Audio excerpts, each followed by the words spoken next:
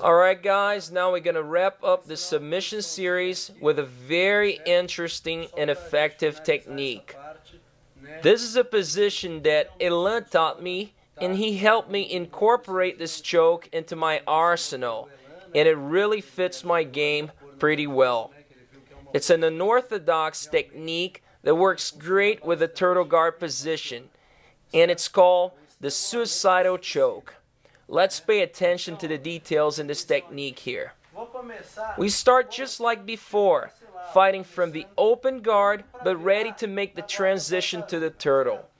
I grab his collar with my right hand, getting a strong, deep grip, just as if I was looking for a regular choke here. Whenever I get a strong grip in his collar, Elan starts worrying about the choke, and he defends the grip. Okay? So once I get that grip, my opponent thinks that I'm looking for a choke, and he defends right away. As he ducks under my forearm, forcing my grip to the opposite side, I'm not gonna let go. I maintain control of the collar. Now here's what I'm gonna do. I'm gonna come with the second hand, thumb inside the opposite collar, just like this, in a non-threatening position.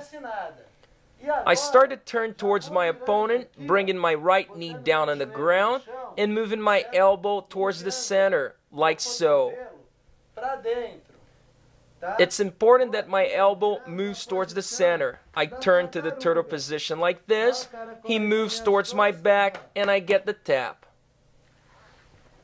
All I have to do is a minor adjustment of my grip, twisting my wrist to the inside, and I get the submission. The key to this position is for you guys to offer your back to your opponent. So we want our opponent to get extremely greedy, to try to get to our back and end up choking himself out. So once more, I control the collar grip, and my opponent starts worrying about the choke. He defends and frees the head. Once he frees his head, my second grip comes into play, grabbing the opposite collar. Notice the detail of my grips. The closer my hands are to each other, the better the choke will be.